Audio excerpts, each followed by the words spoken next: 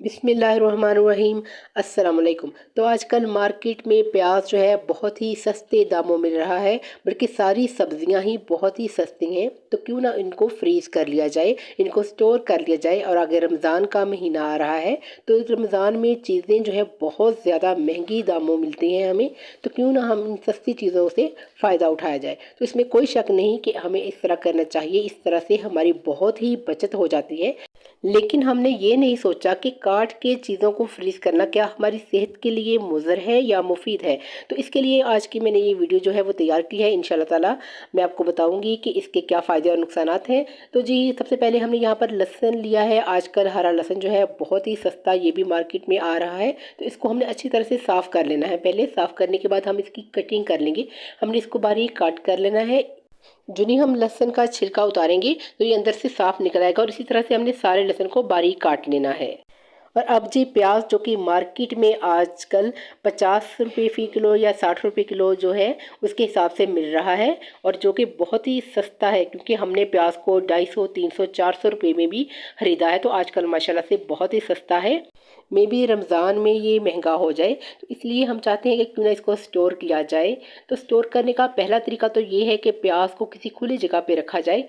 तो उससे ये होगा कि 5-6 माह तक प्याज जो है बिल्कुल सेव रहेगा, कुछ भी नहीं इसको होगा। लेकिन यहाँ पर हमें रमज़ान में ये देखना है कि रमज़ान में मसरूफ़ियत बहुत ज़्यादा होती है। तो उसको काट कर जो हमने फ्रीज़ करना है, जो हम आजकल कर रहे हैं, क्या वो हमारी सेहत के लिए फ़ायदेमंद है या नुकसानदेह है। तो आज की वीडियो में आपको मैं यही बताऊंगी कि क्या हम जो प्याज फ्रीज़ कर रहे हैं ये किस तरह करना चाहिए, और ये क्या हमारी सेहत के लिए मुज़र है या मुफीद। तो यहाँ पर जी हमने प्याज को छील लिया है अच्छी तरह से। इस तरह से हमने सारे प्याज, जितने प्याज को हमने फ्रीज़ करना है काट कर, उतने प्याज को हम अच्छी तरह से छील लेंगे। और इसको बारीक स्लाइस में हमने काटना है। और जब हमें प्याज को ज़्यादा मिकदार में काटना हो तो हम प्याज को छील कर, तो इसको किसी शापर में बंद करके अच्छी तरह से इसको फ्रिज में 2 घंटे के लिए रख देंगे। इससे ये होगा कि जब हम इसकी कटिंग करेंगे ना, तो ये आँखों में बिल्कुल भी नहीं पड़ेगा। तो जी, मैंने प्याज को पूरे 2 घंटे फ्रिज में रखा है। अब हम इसकी कटिंग करते हैं। अब ये होगा कि आँखों में प्याज जो है बिल्कुल भी नहीं जाएगा।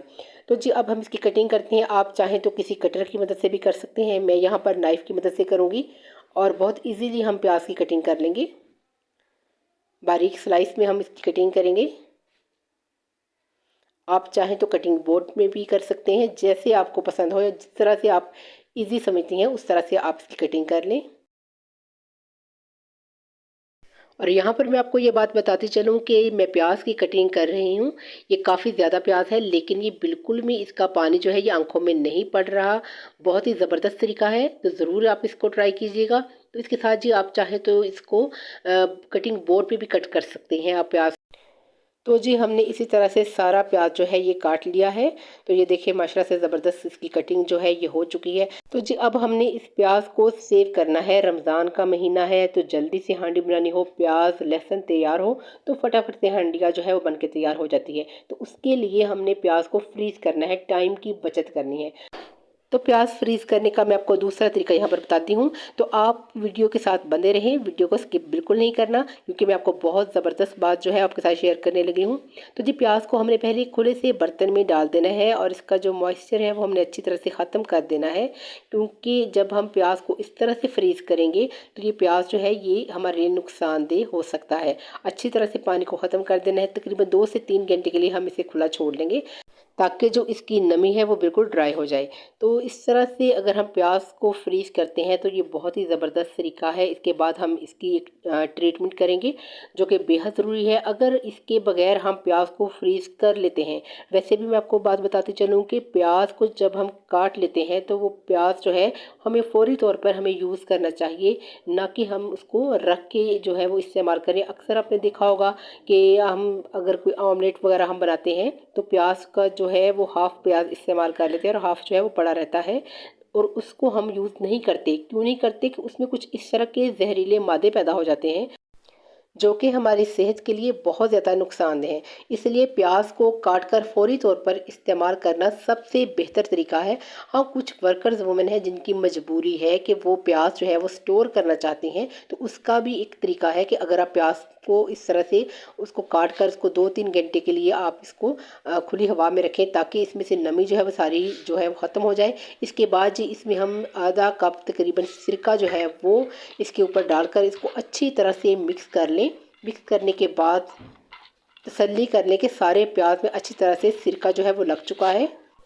तो इसके बाद जी किसी भी ज़िप लॉक बैग में आप इसको डाल के आप इसको फ्रीज़ करके आप यूज़ कर सकते हैं। लेकिन मेरी रिकमेंडेशन के मुताबिक आप कोशिश करें कि प्याज को हमेशा फ्रेश काट कर ही इस्तेमाल किया जाए।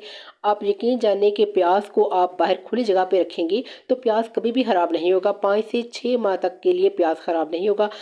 और अगर आपने अपनी टाइम की बचत करनी है तो इस तरह सिरका लगा के आप अपने प्याज को रखें। यकीन जाने आप महीना इस्तेमाल करें, इसको कुछ भी नहीं होगा, ना ही ये हमारी सेहत के लिए नुकसानदेह होगा। और अगर आप इसका पेस्ट बनाना चाहते हैं तो उसके लिए एक मिक्सी जग में इसको डाल के आधा कप आप सिरका शामिल कर दें, आधा कप आप इसमें पानी शामिल कर दें और इसको अच्छी तरह से ब्लेंड करने के बाद आप इसको प्लास्टिक के बैग में डालकर इसको अच्छी तरह से सील कर दें और इसको फ्रीज़र में फ्रीज़ कर लें।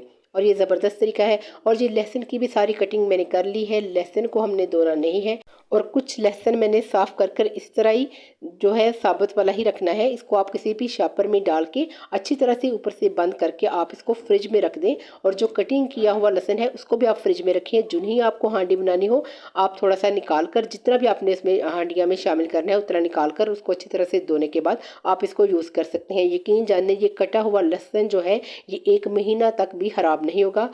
और यहाँ पर अगर आपको वीडियो ज़रा भी अच्छी लगी है तो वीडियो को ज़रूर लाइक कीजिए और मेरे चैनल एसडीके फूड सीक्रेट को सब्सक्राइब भी कर दीजिएगा। जज़ाकल्लाह।